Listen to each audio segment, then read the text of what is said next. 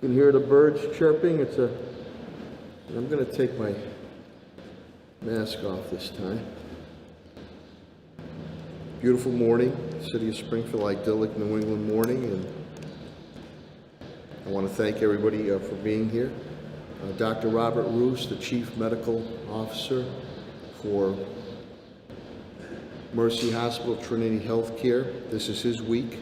He'll be giving the dual update from Dr. Mark Kerouac, the CEO and President of Bay State Health System. So, Dr. Roos, thank you very, very much.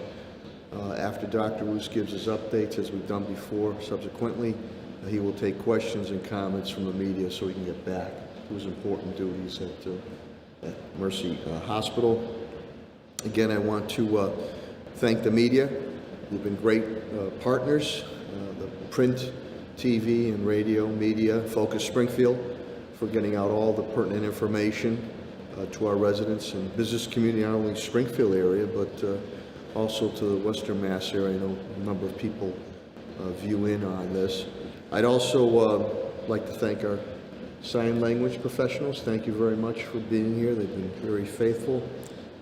And again, to my cabinet heads down the rank and file and their families who've done a great job. They've been tested and true through a number of natural and man-made disasters. We're right around the corner of the 10th anniversary of our June 1st devastating EF3 tornado coming up.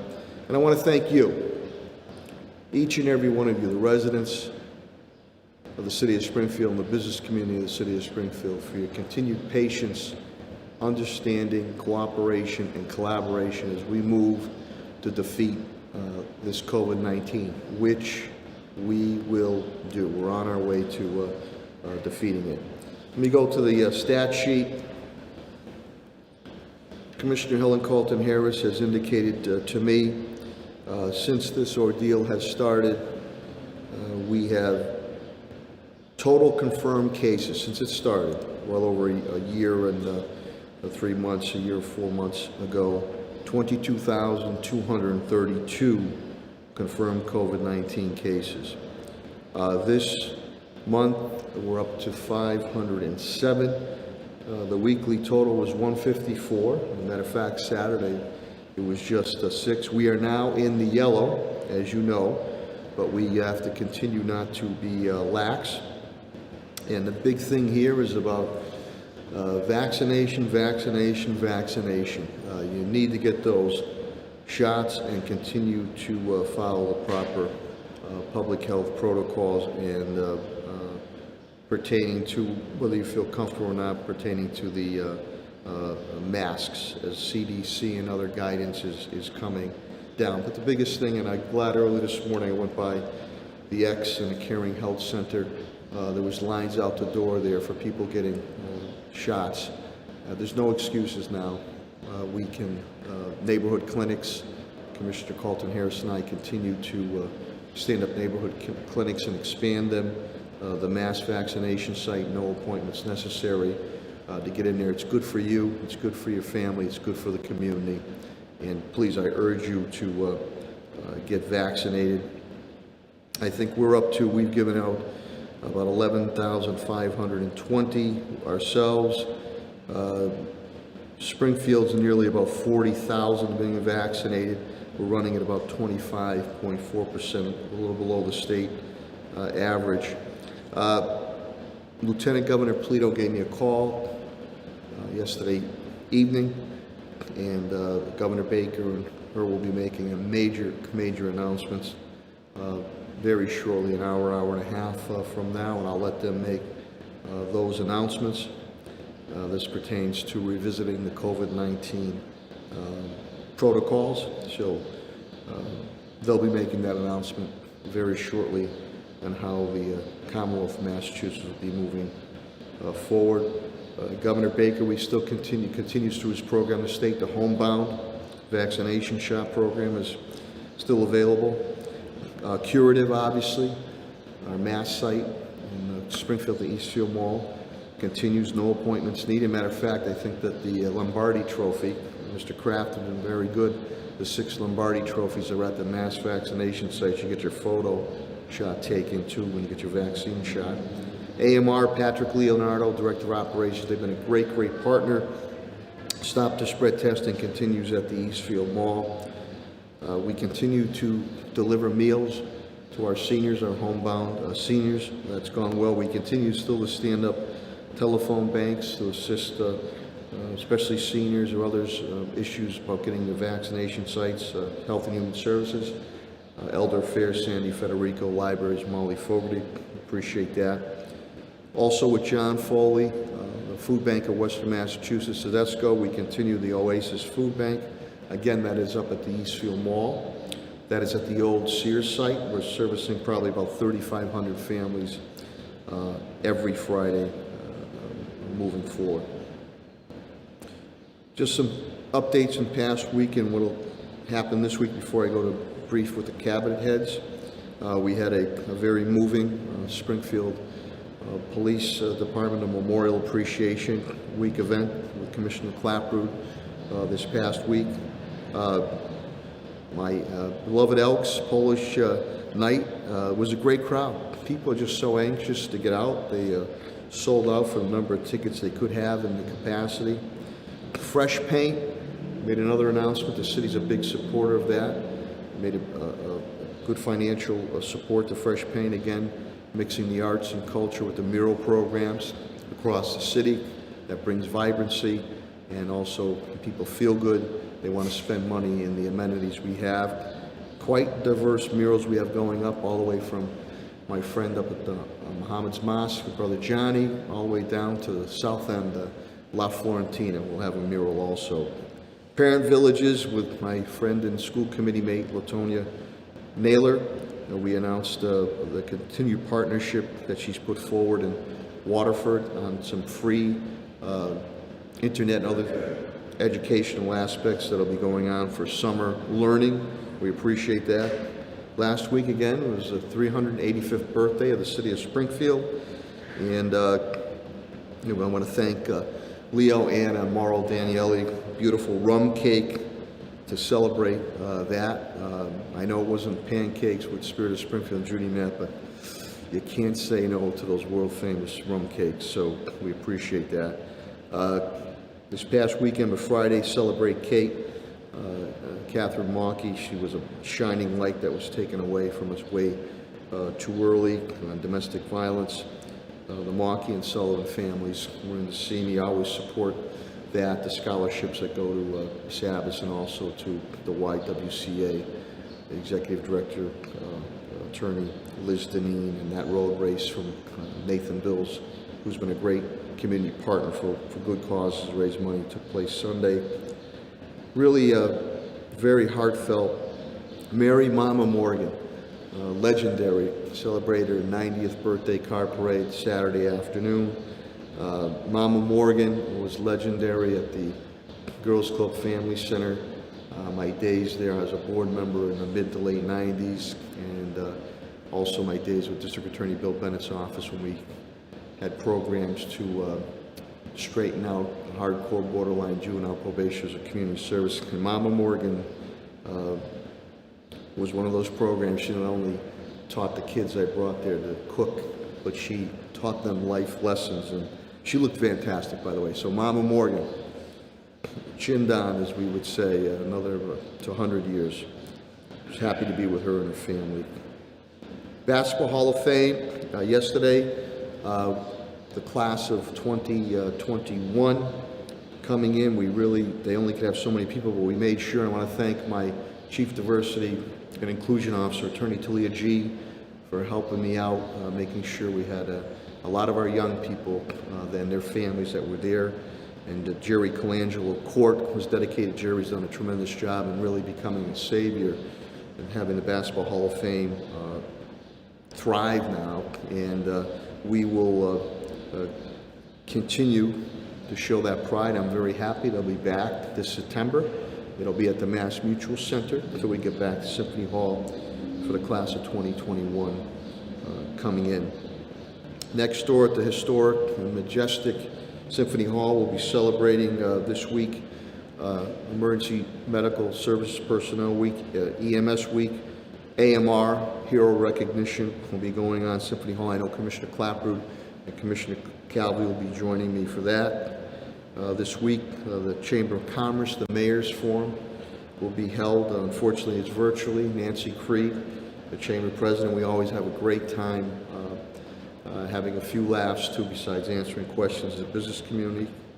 The League of Cities Forum. I want to again thank Attorney Talia G. and Chief Development Officer Tim Sheehan. We're participating in that this week, so making some statements pertaining to that. Another new business opening up in the city of Springfield. It's a sewing academy. That'll be at 1728 Boston Road. We'll be doing a ribbon cutting this week. That's near and dear to my heart. My late mother, Clara Sarno, being a seamstress. And also working with our neighborhood council, especially concerned citizens.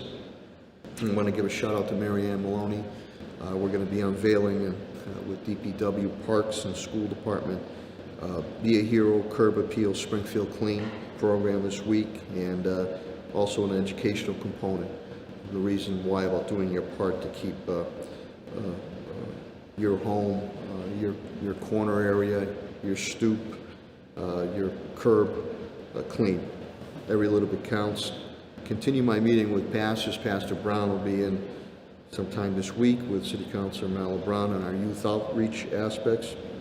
And marijuana, the bids were awarded, 9 total, 6 recreational, half of those are social equity, 2 in the delivery and 1 in cultivation on that.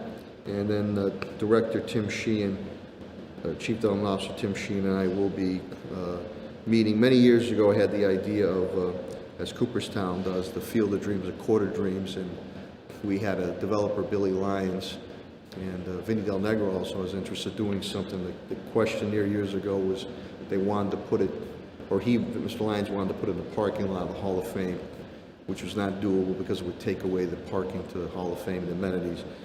But we're going to revisit that to see if there's a potential, some type of bubble type aspect, and to bring families down there. It's not as easy as contemplated, but that's always been a dream of mine from many, many years ago. So let's see what happens from there. I got a call early this morning from my friend Sheriff Nick Kochi, again stepping forward. Memorial Day is right around the corner. We're always having trouble getting volunteers, especially with COVID-19, to flag our military graves, our veterans. So he's going to have crews and crews of staff that are going to help us out, and they're going to contact Joe DeCaro, Deputy Director, and Tom Belton, Director of Veterans, to do that. So I was very, very appreciative of that. Thank you, Sheriff Kochi. On the police front, Commissioner Clapper indicates to me that we are down 1 with COVID-19. I was able to thank the officers, the 3 officers that saved that 2-month-old baby's life. Tremendous video, just the cool, calm, and collectiveness, what they did to save that baby's life. Stay tuned on that. I think we'll have more coming out on that. 2 arrests have been made on a murder that occurred a little while ago in the South End McDonald's. The hard work of our police department, and we're very happy about that, sad about what occurred, but to bring some closure to the family. We continue to take guns off the streets. I think Commissioner Clapper tells me we're dealing with ghost guns now, and some car things that were going on shots being fired and arrests were made there. Our anti-dirt bike detail continues. We confiscated more bikes this past weekend and issued citations. Firework details will be starting up. Commissioner Calvi indicates to me from the fire department, COVID-19, he's down 1 and 1 dispatcher.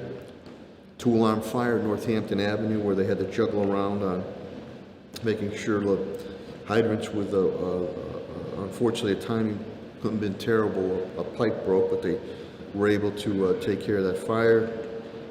DPW Director Chris Signoli indicates to me nobody's down on COVID. Again, potholes, if you see any potholes, please call 311. Our crews are out there. The street sweepers are out there. Yard waste pickup continues. Remember, it is on your recycling day for yard waste. Roadway construction is happening in a lot of areas. Good progress. I was by Bay Street the other day, 6 Corners Saturday. Worthington Street to help out our restaurants. That continues there for our build-outs on outdoor dining. Compost, we're waiting. Director Snow will tell you some more testing before we can release compost to our residents. We're always in need of CDL drivers and traffic light technicians. School Superintendent Warwick indicates to me, since this ordeal has started, we have served 7,455,406 meals to our students and families. That is breakfast, lunch, and dinner. We still continue those neighborhood sites, 4 to 6 in the afternoon. 71,850 meals were served this weekend. High school students are all back today. Everybody's back. Mass School Building Authority project. We put in numerous projects. We voted in school committee meeting past Thursday. I really want to give a shout out to Pat Sullivan, the Director of Parks and Facilities. Does a tremendous job. And again, Springfield is the top rated when it comes to the MSBA projects. Well over $700 million, the most in the Commonwealth of Massachusetts, on building new schools and rehabbing schools under my administration. Superintendent Warwick will also indicate to you that COVID-19, the rates are very, very low. Very, very low transmission pertaining to our schools. Graduations are ready to roll at Central Football Field, and because the families might obviously be a little distance away, the superintendent is bringing in a photographer to take photo shots of the graduates getting their diplomas, so families will have that little TLC there, and I think it means a tremendous amount. On finances, Chief Administration Financial Officer TJ Plant indicates to me, since this ordeal has started, our deficit is $8.7 million. FY21 deficit is $3.8 million. Deficit and grants that we spent to make sure we provided for the residents and the business community of the city of Springfield is $40.5 million. Of that, 31.3 have been able to pawn off on grants, leaving a $9.2 million deficit. I'm very hopeful this week that I will roll out with TJ, the FY22 budget will be rolled out this week. Facilities and Parks, Pat Sullivan indicates to me on COVID, nobody's down. That's fantastic. He continues to work hand in hand with Commissioner Helen Carlton Harris as we continue to open up and keep neighborhood vaccine sites going. Again, I want to thank him on the MSBA projects. Does fantastic work. That paperwork is very tedious, but it's so important. We still, again, summer recreational programs, positions are posted. Lifeguard positions are posted, please. We need Springfield residents to be able to do that, so you might have some job opportunities for our young people in the summer. Basketball hoops will continue to go up. They're starting to go up today. Economic Development Chief Development Officer Tim Sheen indicates to me nobody is down with COVID-19. I spoke about CDL. We're partnering with Mass Hires to announce that CDL training program. I think it could be upwards of 50 to 60 slots there. That is highly in need throughout the Commonwealth and the nation. We had a great meeting, very good meeting, strong meeting with the MGM President and Chairman Bill Hornbuckle last week. Timmy will also be speaking to you about broadband services program that is available. Again, we'll be participating in the League of Cities forum. We're also working with Wayfinders, put that together to help on the eviction, non-eviction processes for our residents, for whether it's the rents, utilities, or mortgages. We're now going to try to put a component together with Wayfinders to curtail evictions, dealing specifically with landlords. So it continues to help them out both. On the legal front, get my updates from Law and HR and Labor Attorney Bill Mahoney, which I appreciate, and Solicitor Ed Pakula. Again, Ed, thank you very much for your efforts pertaining to the marijuana bids, and independent consultant attorney Julie Steiner on the very transparent, open, professional process that we put forward. I want to thank all the committee members, what they gave me for the ratings and rankings. I took it to a T, and now we'll move forward with that. With that, I will end. Just before that, more good news. On deaths, one is too many, don't get me wrong, but I believe, Helen, this could be the third week or a month in a row, nobody has passed with COVID-19. Total deaths since this COVID-19 are 246, and the breakdown there is 99 white, 40.2%, black is 55, 22.3%, Hispanic is 85, 34.5%, and Asian, I believe, I missed that, I think it's either 6 or 7, under 3%. Long-term care facilities, that has been stagnant for quite a while, thank God. 60, residential was 186. So without further ado, let me bring up the Chief Medical Officer of Mercy Hospital Trinity Healthcare, Dr. Robert Roos. Thank you.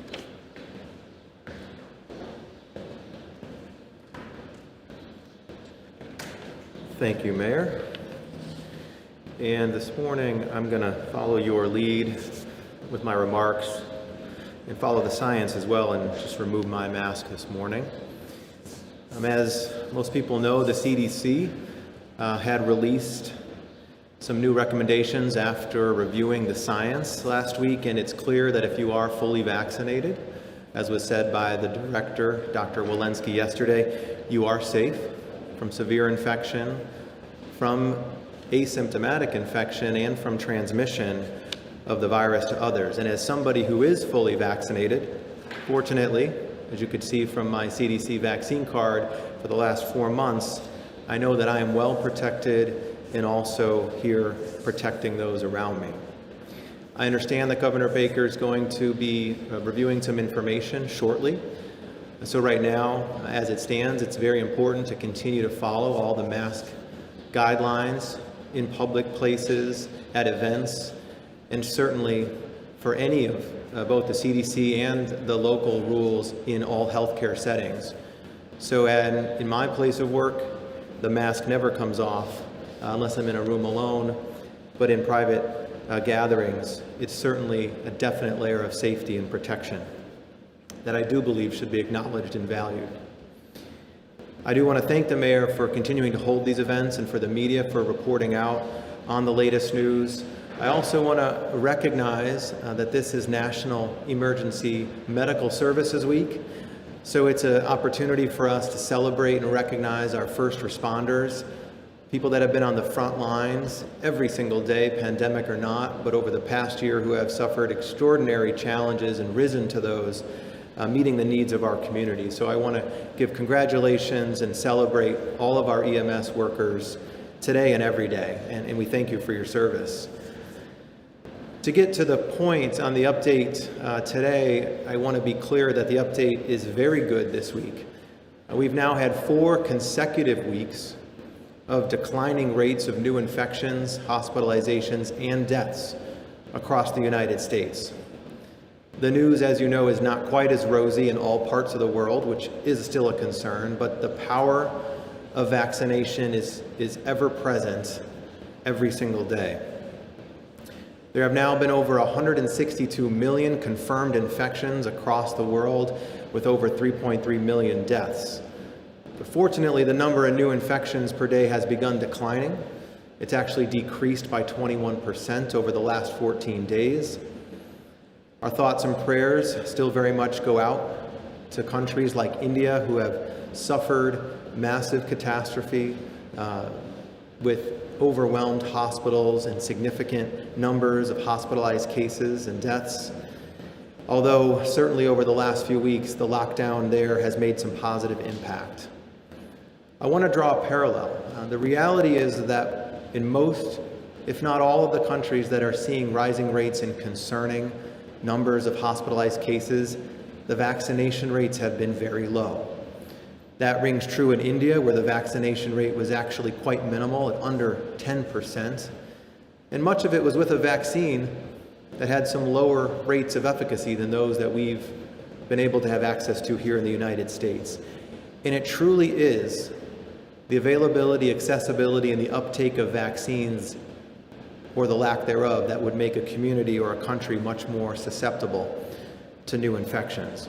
So I was reflecting on this over the weekend, that we should be extremely grateful We are fortunate here in the United States, and we should consider ourselves in some ways blessed that we have had such safe and effective vaccines largely accessible to most of the population for so many months now.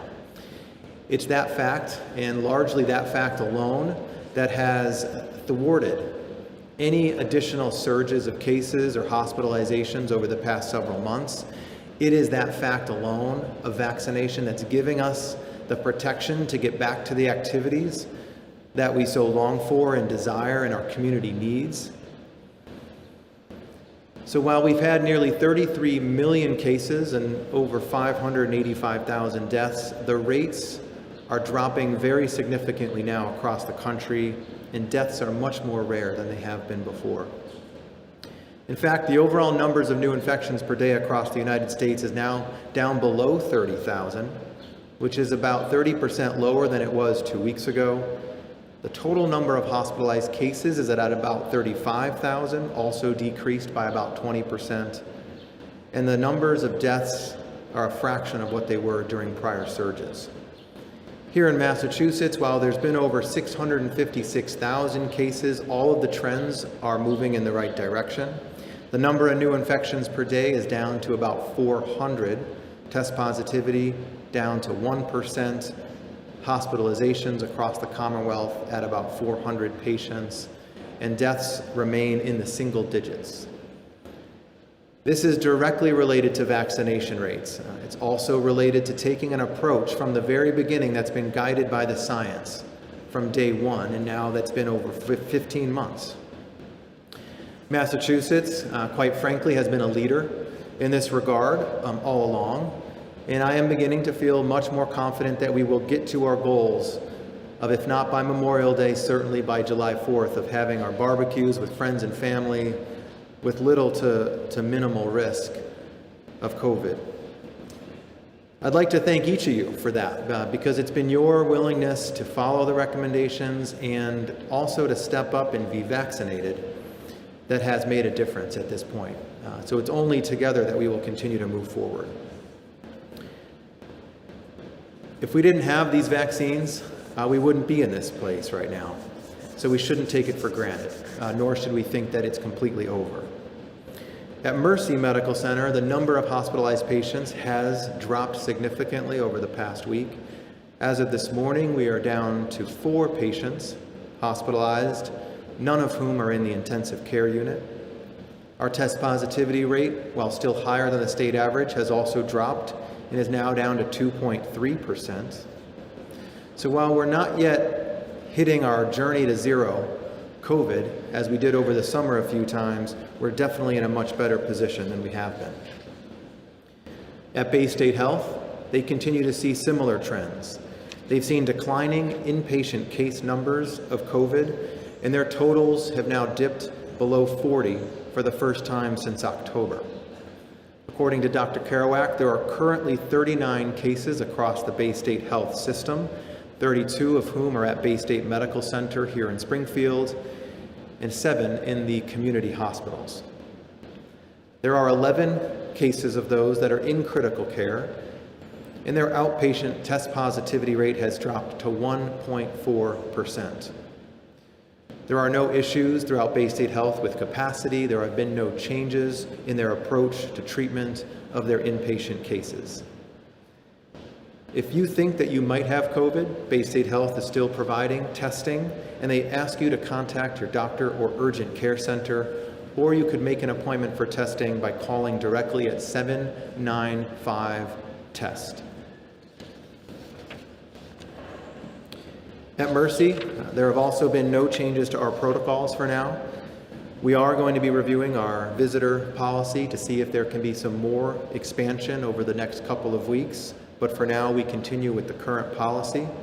We are proud that over 80% of our staff is fully vaccinated, and we are seeing more and more patients presenting similarly, having been fully vaccinated. There is a mass of evidence now regarding the effectiveness of vaccines that not only do they reduce severe disease, but they also reduce any infections, and even much more importantly, perhaps, when we think about masking, is they reduce the ability for somebody to transmit it to someone else. So with the definitive proof of the effectiveness of the vaccine, one of the only concerns that I have is the pace of the vaccinations across the country. It's been declining, as we know, over the course of the past several weeks. It's gone from a peak of about 3.3 million vaccines per day, now down to about 1.7 million vaccines per day. According to the CDC, over 275 million vaccines have been administered. Over 123 million people are fully vaccinated. That's 48% of the total population having received one vaccine, 37% who are fully vaccinated. This past week, as you know, the FDA expanded the authorization of use for the Pfizer vaccine to include people aged 12 to 15 years old, which was subsequently approved by the CDC. That makes about another 15 million people eligible across the country. And I will tell you from our early experience, many of them and their parents are eager for immunization. We saw several preteens and teenagers being vaccinated at Mercy Medical Center last Thursday and Friday. Massachusetts, with many of the other states in New England, are setting the pace for the rates of vaccination across the country. As of yesterday here in Massachusetts, there's been over 7.1 million doses administered and over 3.1 million people fully vaccinated, which is about 46% of the total population and over 56% of the population over the age of 18.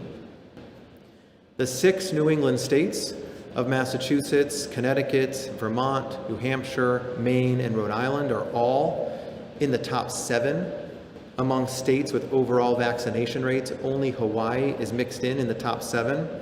And I think that's notable. The approach here has worked. And as the efforts continue to reach members who maybe have either been hesitant or have not yet had access or been reached, I think those numbers will climb even higher. It's clear that we are at a point, however, where the supply of the vaccine is a bit greater than the demand on a daily basis. The strategy has started to, and I believe will need to continue to shift to bring vaccine to the hardest to reach members of our community, as well as continue to send the trusted message to those who may have some hesitation or just passivity regarding receiving the vaccines. This is exactly what's happening across the country and here in Massachusetts. There's been a shift to walk-in appointments at some of the larger sites like the mass vaccination sites, including the Eastfield Mall here. There's been a shift towards increasing access in primary care offices and in medical practices. And there's been a shift to continue to expand mobile clinics and the door-to-door work in reaching those individuals, particularly in disproportionately impacted communities. I believe strongly in that strategy at this point. And in line with that strategy and considering the widespread availability of vaccines at a variety of different locations, at Mercy Medical Center, we also are transitioning our efforts. Last week, we moved away from the operation of a large volume on-site hospital-based clinic. We are moving towards integrating vaccines into our outpatient practices, particularly as we look to vaccinating children in the fall and booster vaccines. For all the members in the community, last Friday, May 14th, was our last day offering first doses with the Pfizer vaccine. We are, however, still operating our clinic at Mercy Medical Center. If you already have a scheduled appointment, we are providing second doses to complete everyone's series for the next 3 weeks, so we will be open through that first week of June. For anyone who has not yet been vaccinated and is interested, I encourage you to continue to seek out where you can get vaccinated easily and accessibly at mass.gov/vaccine. At Bay State, their vaccine program has seen some increase in demand since the Pfizer vaccine was authorized for adolescents 12 and older. At Bay State Health, in addition to the vaccine doses that have been sent to Greenfield and the clinics that still exist in the Springfield area, they've also begun sending vaccine to the Bay State Health primary care offices across their service area. They also have information about walk-in options every day, as well as online appointment scheduling through the website baystatehealth.org. Bay State Health is also supplementing those efforts with more of the mobile vaccine clinics, which are coordinated with the local public health leaders, including Commissioner Halton Harris here in Springfield. Both Bay State Health and Mercy Medical Center and Trinity Health in New England want together to encourage everyone to take advantage of the multiple places, the multiple times, and the widespread availability to get the vaccines.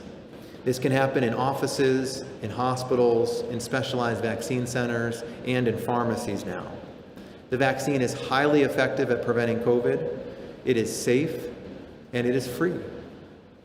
You can learn about all the sites where you can get vaccinated at vaxfinder.mass.gov or call 211.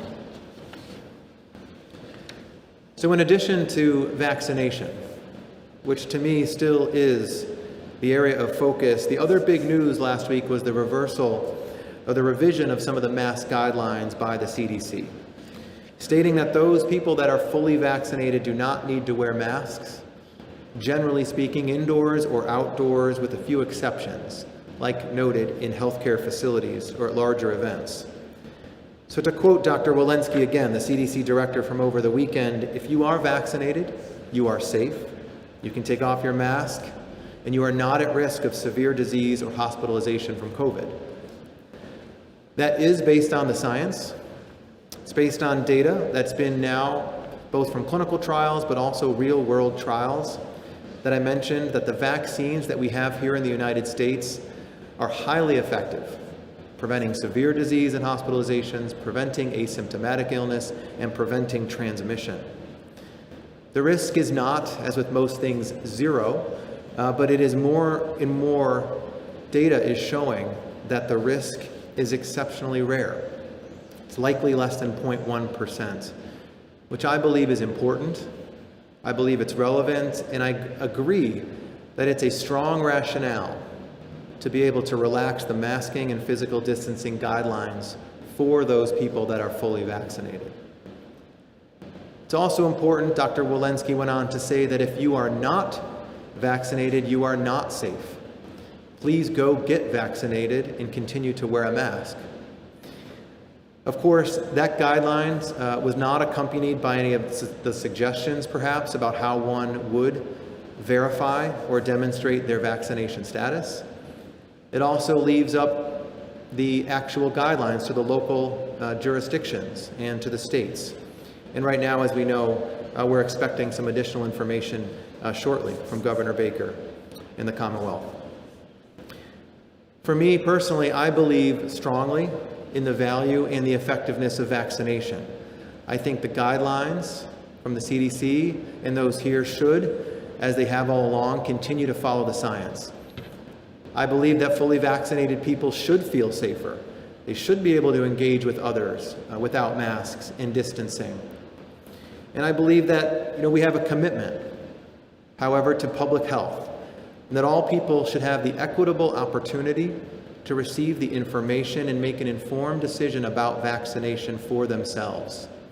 And I believe we should also ensure that our infection rates and our hospitalization rates are low before that we decide that all masks for everyone would be gone.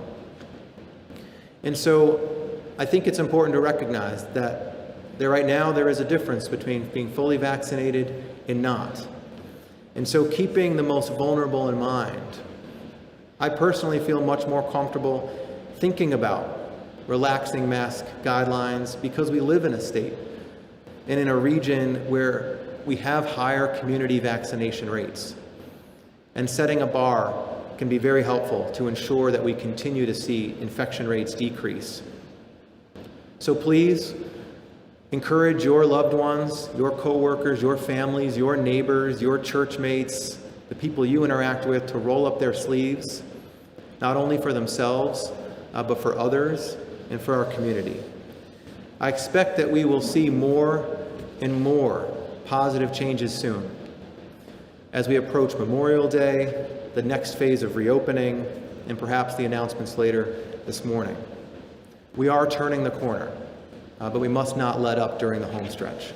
Thank you. Thank you, Dr. Rosano. Media members here, and I'll take the rest of the 22 mass facilities. Mr. Mass News. Warren, congratulations on your recent awards too, NPR, Johnny, Eric, Paul, Matt. Dr. Russo, take any questions, comments you might have. Dr. The last week, Dr. Burrow discussed the stress that some low level of continued hospitalizations related to COVID continue to put on hospitals. What kind of support do you think your institution and potentially others continue to need from, whether it's the federal, state government, or the community, if that did become a long-term issue? Not something that is crisis level, but obviously a continuous stress nonetheless. Yeah, I think that's an appropriate thing for us to think about. Virtually, as we know, about a year ago, almost everything changed in healthcare. Processes, protocols, strain and stress on healthcare providers, testing, treatments, etc. And much of that, if not all of that, came with additional operational and financial strain on the health system. What I think is reasonable to expect is that as we look over the next several years, COVID in its various forms or new variants will be something that we continue to deal with. If it requires, because of its nature, the nature of it being such an infectious virus, and one that can clearly change itself pretty rapidly, requires us as a system to have separate systems and separate ways of operating, I think it will require additional support. For me, in our system, I think the investment from a health system perspective and would need to be supported in a variety of different ways, state and federally, is an investment in our workforce. So ways that we can support people, going into the critical fields that we need: nursing, PCTs, ambulance drivers, PAs and providers, so that we can support the workforce over the long term is really probably priority number one. Because it's the people that deliver the care, that we need the most, that we need to support the most. That type of support can be through many things, which could be investments in training programs, investments in loan repayment programs, the abilities for there to be opportunities to support the resilience and the mental health of our workforce and so forth. And some of that can be done directly through financial support as well. I think then operationally, the strain that is put on in terms of revenues and on the increases in cost, it's likely that many hospitals will continue to need additional financial support to sustain themselves over the long term and continue to provide, service for the community. So I think that support will likely be necessary, but it could come in a variety of different forms. Any other questions from the media members? I know that you're particular, and I feel like I ask you all questions all the time, but I know that your area is more substance use oriented. We are, and it's of course a broader issue of the mental health impact of the pandemic. So I think it's a very specific issue of this transition out of it specifically. I mean, we hear a lot about people are thinking about masks and so forth, and what we're seeing from the governor is a broad change to the mask rules in that area. What is the short-term effort that we can undertake in order to, I don't want to say assist people with this process, that's not a little patronizing, but, help make this transition for a lot of people that we find it very difficult moving from, suddenly the pandemic to relatively quickly, but in a sense that it almost is the way it was before. Yeah, I think that's something that's going to evolve. I think for me, first and foremost, we need to approach individuals with empathy and support, and recognizing that in this, people should make the decisions that they are most comfortable with and supports their own health.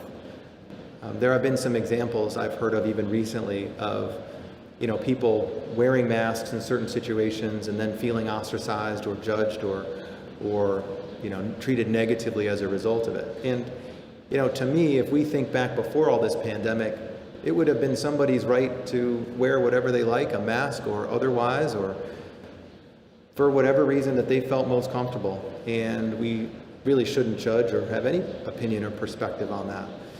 And I think we're going to have to get to a point where we recognize that people are going to do what they need to do to protect themselves and makes them feel comfortable, and we should support that. On a personal note, I could see myself even having been fully vaccinated and feeling very safe and protected against COVID, wearing a mask, practicing very diligent hand hygiene at the peak of flu season, or traveling in a very crowded subway station. Whereas I may not have considered that before, but we do live in a world where there are a wide variety of potential exposures and viruses, and I personally enjoyed not having any of the routine colds that I would have had this winter, not catching the virus from my toddler that I would have caught, I'm sure, half a dozen times. So there are benefits to some of these changes, and I think we can be empathic and supportive of people with their individual decisions. At a community level, I think it's going to take some real thoughtful planning. That it is a big transition for people to go from what was relative, changes in everything about how we communicate, moving to virtual things for things such as school and so forth, to potentially going back.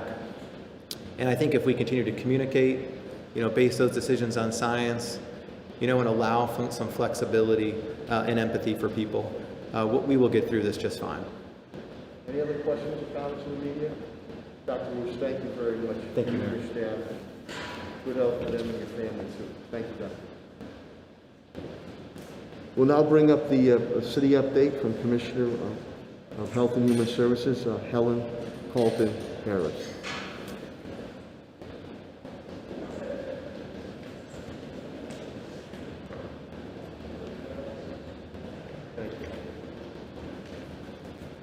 Good morning, Mayor. Thank you very much. I appreciate your support as always. So this is the update for May the 17th. The total cases for last week, as the Mayor said, were 22,232. The total for the month, you can see on the line graph, is 507. The cases by day: Sunday 17th, Monday 27, Tuesday 15th, Wednesday 46, Thursday 21, Friday 22, Saturday 6, for a total of 154. The cases by age: 0 to 10 were 36, 11 to 20, 23, 21 to 30, 33, 31 to 40, 19, 41 to 50, 19, 51 to 60, 9, 61 to 70, 12, 71 to 82, 81 to 91, 91 to 100, 0. Cases over the last 6 weeks: the week of April 4th, 521, April 11th, 548, April 18th, 504, April 25th, 425, May 2nd, 265, and this week, 154. That is 111 cases less than we had last week. The cases by zip code: 01, 2, 1%, 03, 0, 04, 22, 14%, 05, 18, 12%, 07, 15, 10%, 08, 28, 18%, 09, 29, 19%, 18, 7, 4%, 19, 17, 11%, 28, 5, 3%, 29, 4, 3%, 51, 5%. Cases by age group: 30 and under, 60%, that decreased by 4%. 31 to 50, 25%, that increased by 6%, and 51 and older, 15%, and that decreased by 2%. Black African Americans accounted for 16% of our cases last week. White, 31% of our cases last week. American Indian, Alaskan Native, 1%. Asian, 1%. Other, 22%. Unknown, 29%. The vaccine report as of May 12, 2021. Fully vaccinated Springfield residents, 25.4%. The Commonwealth of Massachusetts, that number is 43.8%. The first dose data for the city of Springfield, 0 to 64, 31.6% of Springfield residents have received the first dose. 52.5% of Massachusetts residents have received a first dose. 65 to 74, 80.4% of Springfield residents have received a first dose. For Massachusetts, that is 89.3%. 75 plus, 77% for Springfield, 88.5% for the Commonwealth of Massachusetts.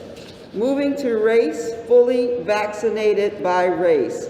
American Indian, Native Alaskan, Springfield, 13.3%, the Commonwealth, 23.8%, Asian, Springfield, 23.6%, Massachusetts, 36.5%. Black, African American, 18.9%, City of Springfield, 28.7% for the Commonwealth of Massachusetts. Hispanic, 12.7% for the City of Springfield, 24.1% for the Commonwealth of Massachusetts. Multiple races, 11.9%, City of Springfield, 49.2%, the Commonwealth of Massachusetts. White, City of Springfield, 37.8%, Commonwealth of Massachusetts, 44.5%. Through those numbers, you can see that we in the City of Springfield are lagging behind the state average as far as vaccination rates are concerned. Because we are lagging behind, it is important for us to consider shifting our strategy. And so, we know in the City of Springfield and in the Commonwealth, this virus is not finished with us yet. And so, while we are considering stressing, relaxing our face covering mandates, I want us to understand that individuals with immune compromised systems or other diseases or concerns that may impact them, to please keep that in mind when you're making decisions about removing your face covering. Also, if you are fully vaccinated, obviously that gives individuals more freedom to be able to remove their face coverings, but this has to be an individual decision. We can change the guidance, we can give you guidance, we can give you information, we can say what we think our residents should do, but this is an individual decision. You know your body, you know your health status, you know your environment and those individuals who you live with and interact with. Please continue to take care of yourselves, knowing your health status and disease. We will shift our vaccine strategy so that all of our clinics that we hold will now be walk-in. We would love individuals to sign up on our website, but if you cannot sign up for any reason, or if you make a decision on that day, I'm going to get vaccinated. So Wednesday, we will be at Curative.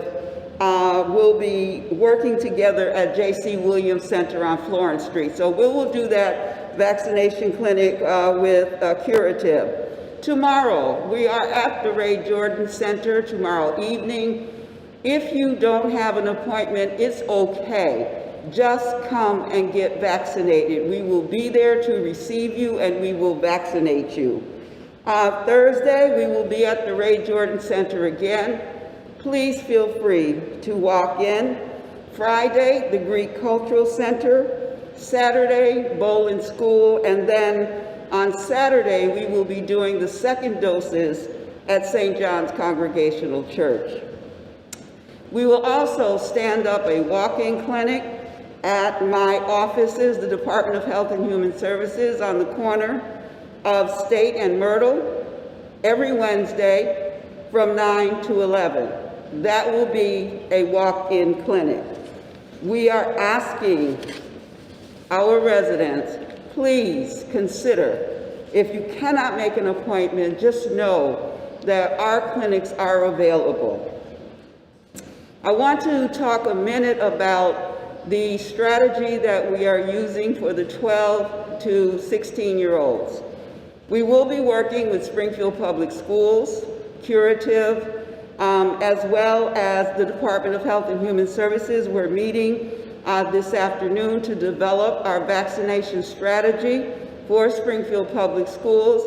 I am so appreciative of the support of Mayor Sarno as well as Superintendent Warwick. We will probably be holding vaccination clinics in each one of our high school, or at least creating a hub so that we can vaccinate as many individuals that from 12 to 15 who want to be vaccinated. We will be working again with Curative on that. Pfizer vaccine has to be stored at a lower rate, and so we want to make sure that our refrigerators are in place. But I want to thank again Superintendent Warwick, who has supported us in this effort, as well as Mayor Sarno.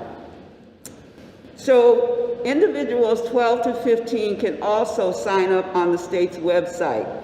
There is a pre-register vaccine portal for individuals 12 to 15 who can register now, and the Commonwealth will let them know when their appointments are.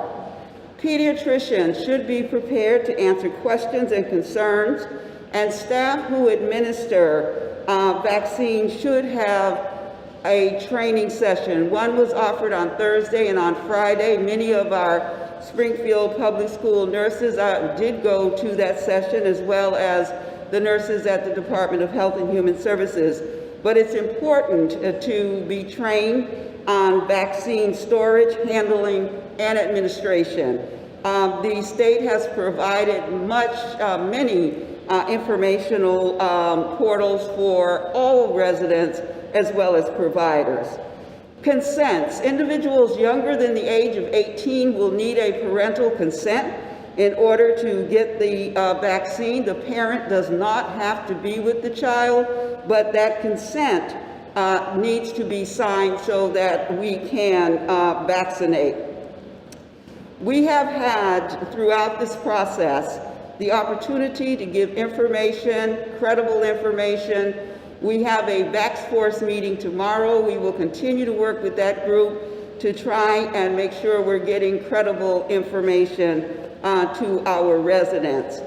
As I end, I'd like to give my condolences to the family of my brother-in-law, Henry Denson Sr., and his wife, Constance D. Denson. Hank was a father, a brother, a cousin, an uncle, a brother-in-law, a mentor, an amazing man. He was a longtime employee of Smith & Wesson with over 50 years in service to Smith & Wesson, and he was a lifelong member of Holy Trinity Church under the leadership of first Bishop Morgan and now Pastor Morgan. I want to just send my condolences to our family and stay strong. Thank you. Thank you, Commissioner Colton Harrison. Sorry on Mr. Denson's passing, KLS's dad there. We'll now move to the public safety component of this city hospital update, and we'll now bring up the fire commissioner for the city of Springfield, Bernard B.J. Calvin.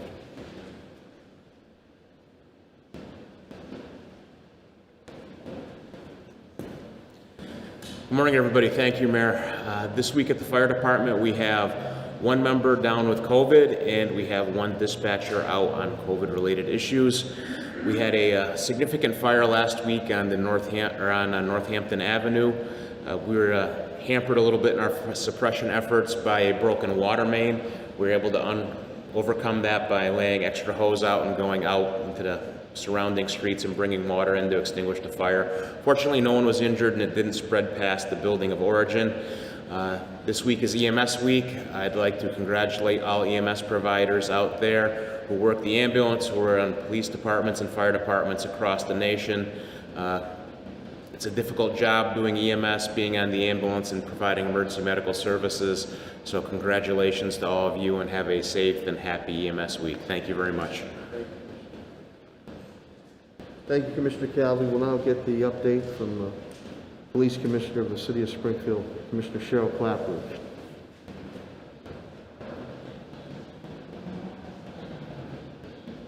Thank you, Mayor. Good morning. The police department currently is down 1 employee with COVID. Fairly busy weekend. Friday morning, it started around 9:30 a.m. Officers respond to 95 Chestnut Street for shot spotter activation. The video showed 2 cars shooting at each other. Individuals inside the car were not struck. We located one and arrested one, and we're looking into the second suspect. Saturday around 12:45 p.m., officers hear gunshots in the area of School and State Street. We located a vehicle involved, pulled it over, arrested the driver, 25-year-old David Percy of West Springfield. We recovered a high-capacity ghost gun. No one was hit by the gunfire. Saturday night, we were informed about an adult male who hadn't been seen since Thursday. He usually hangs out under the Ludlow Bridge. Firefighters, police department personnel located the body in the Chicopee River. Springfield Police Detective Unit is investigating as an unattended death. At this time, it does not look suspicious.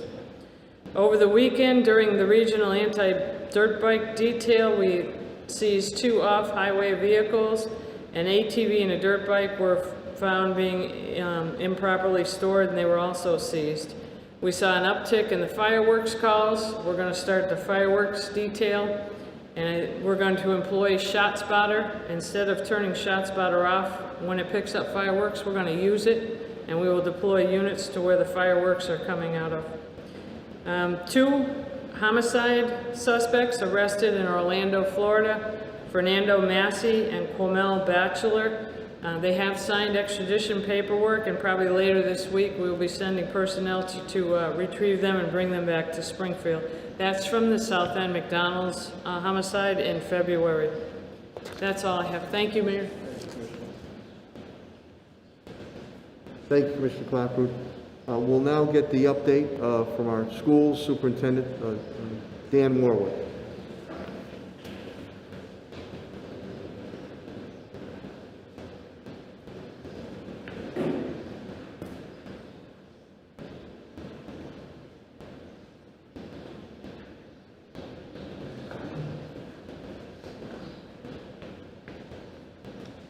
Thank you, Mayor. Morning, everyone. Our meals program, which has continued even though we're back to live school at all levels as of today, we're up to, since we closed down a year ago in March, on March 12th, 7,455,406 meals. This weekend alone, we provided 71,850 on Fridays for the weekend. So that program is going great again. They're available 4 to 6 in the evenings. And of course, we're doing our normal meals during the school day. Our high schools, our last grade level group, are back live full today. So all schools are back in session full live. Again, that's for students who wanted to return. Students who wanted to stay remote, we're servicing them remotely as we have been. Our in-person COVID rates from May 6th to May 12th were 16 students and 2 staff. So again, very, very low. Graduations, we're planning our graduations in June from the 7th to the 17th according to our normal schedule. But the change this year is we're going to hold them outside at Central Field. We worked in collaboration with the health commissioner and DESE to make that decision for safety reasons. And I think our families and our kids are really going to like it because we're going to be able to have the live graduation safely outside. So they'll be starting at 6 o'clock, and we'll get that schedule out.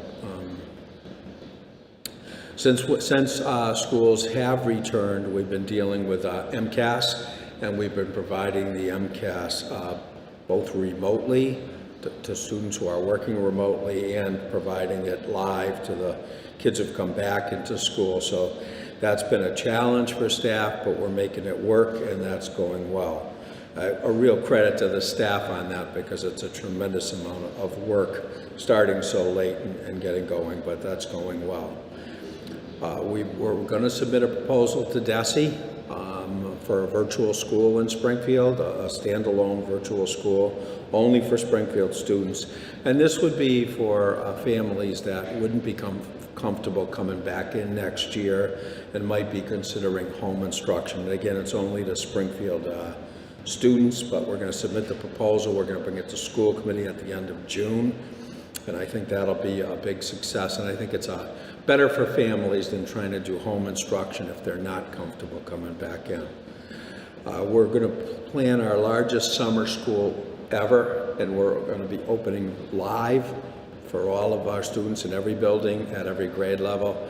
And we're going to run a remote option for families as well. There's been a lot of learning loss associated with this pandemic, and we want to try to deal with that over the summer as best we can and remediate that. So again, for every family, there'll be options available. As the mayor said, we're very aggressive again submitting to MSBA for not only new schools, but for our accelerated repair program, where in over 25 of our schools we put new windows, doors, roofs, things like that. So we submitted an aggressive proposal again this year, and again making great progress down at Brightwood Lincoln School. We had a building commission meeting there Friday, and that's really coming along. That'll be opening in late August for our students, and we're also making progress on moving forward on our new DeBerry and Homer schools. And again, that two-school option is something that we piloted for the state, but are actually that's being copied along across the state. So we've had almost $700 million in MSBA projects under the Sarno administration, and that's the most in the Commonwealth. And we get 80% reimbursement on that, so how often do you see Springfield actually get more money than Boston in any program? So a credit to the mayor for being aggressive and supporting us with that program. That's all I have, Mayor. Thanks. Thank you, Superintendent Warren. We'll now get the perspective from the Department of Public Works and Director Chris Signola.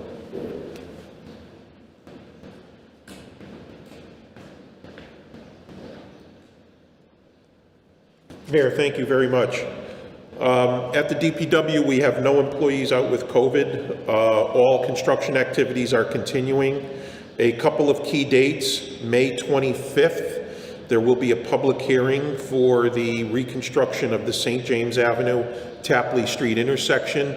It is being done virtually, but it will be done live virtually.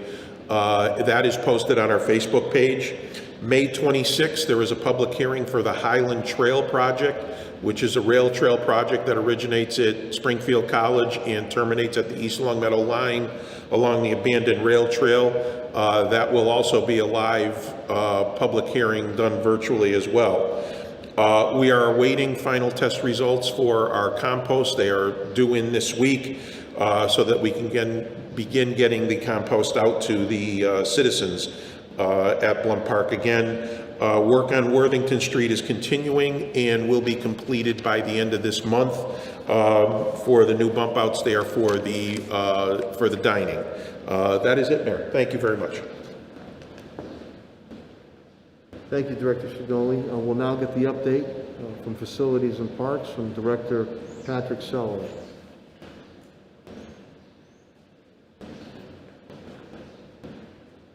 Thank you, Mayor. We have 0 out with COVID. We're happy to report the basketball hoops will start going up today, and it will probably take up until Thursday to get the whole city reinstalled. We continue to work with Helen on vaccination sites, so we urge everyone to please schedule your vaccination. And our summer jobs are posted. Please go to the city's website and consider the City of Springfield Park Department for a summer job. And I'm asking parents and guardians to talk to your children about summer safety with the warmer weather that's predicted. The water will be very enticing. It's not safe. It's still very cool. And my thoughts and prayers go out to the families of the 2 young boys in Brockton. It takes a split second for these accidents to happen, so please talk to your children about water safety. Thank you. Thank you, Director Sullivan. We'll now get the economic development update from Chief Development Officer Tim Sheen. Again, Springfield in the business of doing business, and we're going to continue to help our business not only survive but thrive. Chief Development Officer Tim Sheen. Thank you, Mayor. Development Services has no one out with COVID. The Federal Communications Commission was busy last week announcing the Emergency Broadband Benefit Program. This program went into effect May 12th. It provides temporary discount on monthly broadband bills for qualifying low-income households. If your household is eligible, you can receive up to $50 a month discount on your broadband service and associated equipment rentals, and a one-time discount of up to $100 for a laptop, tablet, or desk computer. The program will end when the funds run out of money or 6 months after the Department of Health and Human Services declares an end to the COVID-19 health emergency, whichever is sooner. Residents who think that they might be eligible to apply should contact their broadband provider. Additionally, the FCC on Tuesday approved $7.2 billion program for schools and libraries to connect their students in their homes. Treasury Department is also setting up a $10 billion fund for improving internet accessibility and connectivity across the country. The money for both programs is coming from the $1.9 trillion March ARPA Act. Locally, we are working with Wayfinders, as the mayor indicated, on how best to facilitate rental assistance directly targeted to landlords that are experiencing past due rent. The intent of this program is to address the problem of past due rent before the eviction process begins. We should not be waiting on cases to be referred from the housing court, as for many families that simply is too late in the process. Additionally, we're advancing a contract with Mass Hires to facilitate the commercial driver's licensing tuition payment program, which would train up to 30 people per training cycle, up to 3 training cycles per year. We are hopeful that this program will prove successful in providing new employment opportunities to people impacted by job loss or disengagement with the workforce, and ease the tight commercial driver license certified labor market locally. Should the program be successful, we seek to expand it to other state licensed or certified occupations. We have reviewed the Treasury guidance that was issued last week with regards to the American Rescue Plan Act funding, and will be seeking further clarification on certain aspects of that. As the mayor indicated, we had a great meeting with MGM last week. The department is fully engaged on the implementation of the Main Street Convention Center Master Plan. MGM is fully supportive of that plan. And we also met with the Convention Center Authority last week as well with regards to the plan and the new garage. Thank you.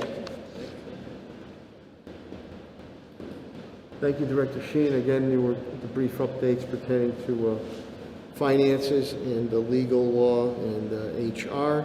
With that, I will open it up to any questions or comments you might have. My cabinet is myself. Paul? Mayor, the governor's made the announcement Yep. you alluded to earlier Yep. about all restrictions being lifted on May 29th and the mask mandate as well. Do you think Springfield's ready to take that step given the fact that the vaccination rates here remain so much lower than the rest of the state? Well, first of all, I think it's good news we're moving in the right direction. I'm going to consult with my Commissioner of Health and Human Services, Helen Harris. We are still putting out the clarion call about vaccination, vaccination, vaccination. As we have done since this ordeal has started, we will base our decisions pertaining to public health, medicine, and the sciences. So I'll consult with Commissioner Helen Harris. We have moved into the yellow. We still have to be vigilant. And I think Dr. Roos brought up an important point too, that people should not be ostracized if they want to wear a mask. You could see that the flu rates were minuscule this year on that. So I think that sends a good message that we are moving to defeat this COVID-19. But I think local control as far as pertaining to our numbers, and I'll have Commissioner Helen Halton Harris come up too, pertaining to our numbers, where are our numbers at? If they continue to go down, which they seem to be, that's great. That's great.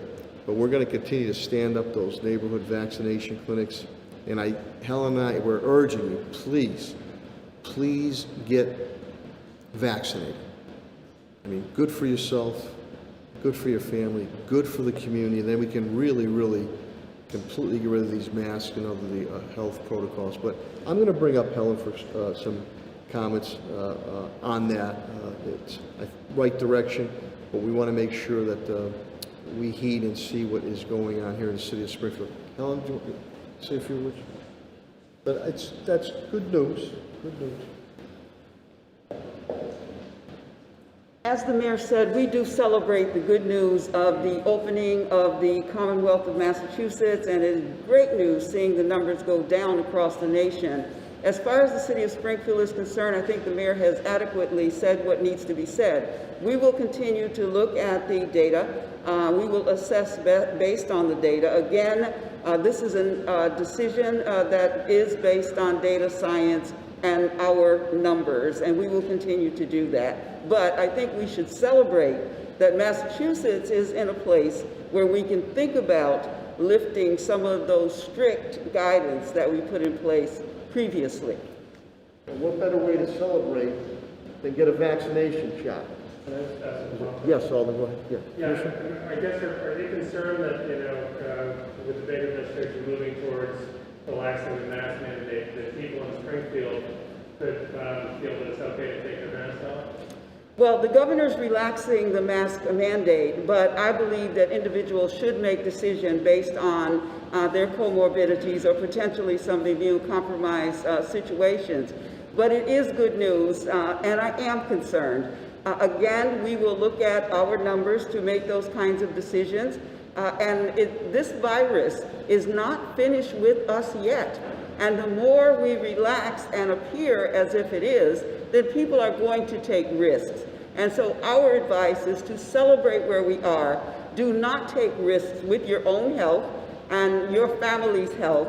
And so that guidance is something we will continue to give to our residents as we move forward. We do not intend on stopping the work that we've been doing around outreach, around vaccination, around testing. We're going to keep everything in place and move forward with the same strategies.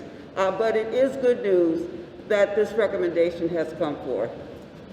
Alden, you have to remember too that the CDC opened this up last week, and that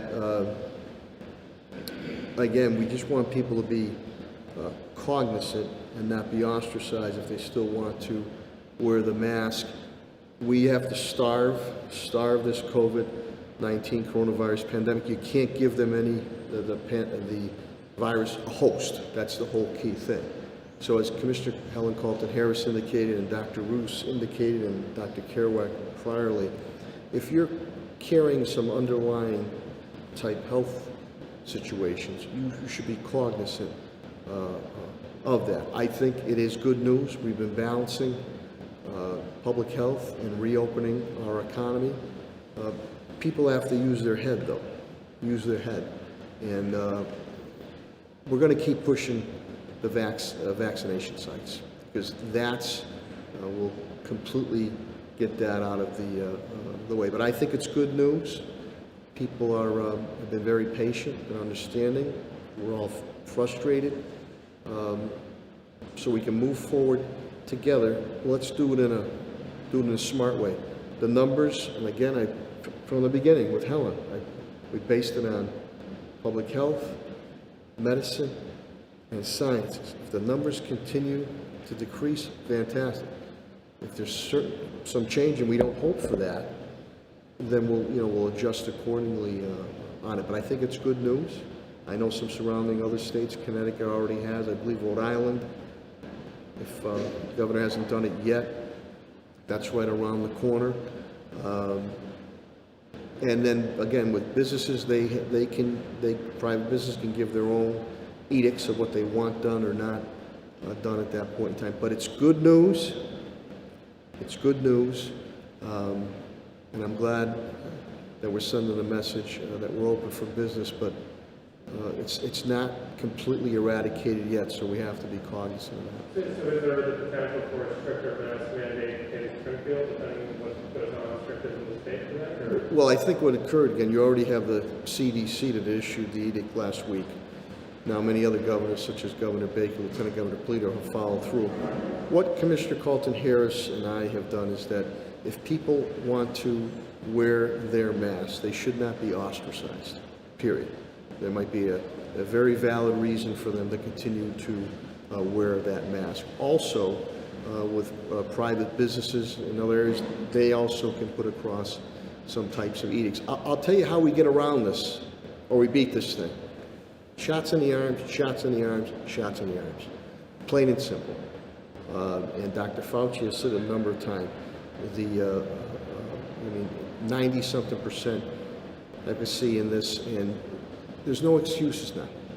And Commissioner Carlton Harris is working very closely with Superintendent Warwick and Nurse Jeannie Clancy in the school department. We're going to start that too, for our students who are eligible and their families if they want that.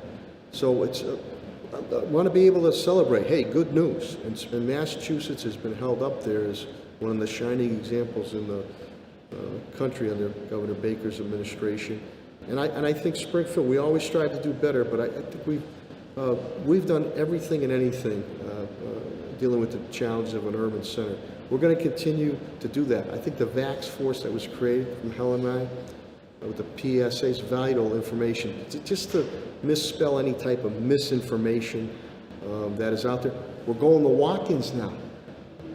I still have the telephone bank, but walk-ins. You know what? I'm getting my shot today. You can walk right in, and we'll give you the shot. But I have not seen the specifics. Again, Lieutenant Governor Polito tipped me off last night, but I believe they did confirm May 29th. I don't know if there's any small print to any and all restrictions with certain venues, or if it's just a complete 100% open. But if people feel that they have to wear the mask, they should not be ostracized. Can I ask you a question at the top? Sure, go ahead. The city has spent nearly $60,000 in legal fees putting effort by the city council to form a police commission. Why is that a good use of taxpayer funds, especially given that the judges side with the city council? City Solicitor Ed Pakula addressed that situation last week, so you have the answer to that question. Thank you. Do you want to say anything on it? No, it was already addressed last week. Thank you. Mr. Mayor, Yeah. is there any timetable on reopening city buildings beyond what they currently are? Yeah, we're working on that now. Last week there was an update given by Commissioner Helen Carlton Harris and Pat Sullivan. We'll continue. A plan is being put in place now, how we can continue a transition into it. Again, we never shut down City Hall. We made sure we kept it open under structure. So that's all taking place now. We are basing our decisions priorly before on an August 1st type guideline. That has now been changed to May 29th. So we'll do the proper adjustments based on public health, medicine, and the sciences. Make sure we protect and preserve our workforce and also protect the residents and constituents who come into our public buildings. And I don't think you heard the discussion with the Labor Administration about the changes in the proposal. One of the things is effective June 15th, the state of emergency is rescinded. Did they give any information whether or not that would have any change on the... I have not yet been able to review the further documentation, whether myself officially or my cabinet heads, to see how that will affect the city of Springfield. So I have no further comment. Paul? Well, you made no further comment on this, but my question is given the fact that the state reopening is moving up from August 1st to May 29th, are you going to look at things like last week we discussed the library, the plan wasn't to open the library until August. Are you possibly looking at that, moving that timetable up? We're looking currently at a transitional type aspects to make sure with the physical plant of the facilities, we continue to make upgrades, and also on the public health. So that's the goalposts have been moved. So we'll adjust it when appropriate to do that. Mr. Mayor, I'm just curious if you have any comment or knowledge about how the implication may be for virtual Yeah, we're transitioning. I know on the school side, we have met at the school department. Once Director Sullivan, we're looking here. I know that Council President Williams will relook at that. We'll relook at it with my city brass here to see how that would go. And also, again, reviewing how it would go with the public coming in to make sure that they're completely protected. There has to be, you know, we said it right from the beginning. When this ordeal started, March 12th, 2020, 8 or 8:30 in my Sunday night in my office there, when we all met, that it was going to be very difficult to shut down. But we've been through this before with the natural man-made disaster, but we all said in almost unison, it's going to be equally as difficult, if not even more difficult, to reopen completely. So we're going to do this in a systematic approach, as we've done it before, on public health, medicine, and the sciences. So we'll stay tuned for announcements, and then we're hopeful that even though we enjoy your company, that we might be able to discontinue these Monday morning briefings going forward. So again, Discussion about how to continue maximizing the virtual or remote participation areas. Like outside the school committee and the city council before COVID, many boards and commissions, were just reported or in minutes, they weren't broadcast. Matt, that's all. It's all being worked on, and at the appropriate time, those announcements will come across. Plain and simple. So when it's appropriate, they'll be announced. The goalposts have been moved. We should be celebrating that, but we also are not going to jump the gun here and say, go, go, go, go, go, as we've done before. Very systematic in our approaches, respecting public health, medicine, and the sciences. And I'm very proud of my cabinet heads all the way down to my rank and file and their families. We never shut anything down. People still wanted their trash picked up, People still wanted quality of life. They wanted police response, fire response, inspectional responses, health responses, back office responses continued. People could still come into City Hall on an appointment basis to make sure that business could be done. I know there were some city halls and town halls that were completely shut down and virtual. So I'm not saying we were perfect, but I think we did a damn good job. Light at the end of the tunnel, but I'm not going to say, full steam ahead. Full steam ahead under a structured, transitional approach in consultation with my well-respected cabinet heads, looking at the pros and cons, any potential challenges, and also celebratory efforts that we're able to continue to reopen. Anything else? Yes. What would your recommendation be for private businesses in terms of what they're recommending for people that go inside, or what concerns would you have for advice they're going to put out for 29? Private businesses can put across their own edicts unless a situation occurs, and that's when Public Health, Commissioner Helen Halton Harris would get involved. Again, I have not seen if there's any small print pertaining to this good announcement made by Governor Baker, Lieutenant Governor Polito, if there's any small print indicating with such venues or such instances, such events. I have not seen that, so I'm not going to comment on that. But private businesses do have the ability to, it is their business, do have the ability to dictate. Listen, you can't come in without a shirt. You can't come in without shoes. So this is nothing new, except it's a public health situation. So we'll have to take a deeper dive on that if needed. But if anything was to be out of hand or something that was a challenge, then the proper, whether Health and Human Services or the proper inspectional divisions would have to get involved if something was wrong. But I have not been able, nor have my cabinet heads been able to review what the documentation is on this May 29th, I guess 100% opening. But I just urge people, please get your shots. And if you do see people wearing a mask, they feel themselves, for whatever underlying reason, they need to wear it. Don't ostracize them. Don't ostracize them. But get your shots. Get vaccinated. That's the key to moving forward. Any other questions or comments? And again, I appreciate the media, the print, TV, radio for being here to get out this pertinent information. And I appreciate each and every one of you, the residents and the business community of the city of Springfield. You've been very patient, understanding, and cooperative and collaborative on it. I know it's been frustrating. There is light at the end of the tunnel, but let's do it in a smart way. Let's do it in a smart way, and that smart way will be getting vaccinated. Getting vaccinated would be the smart way. So, go out and have a good day, good health, and God bless. Thank you very much.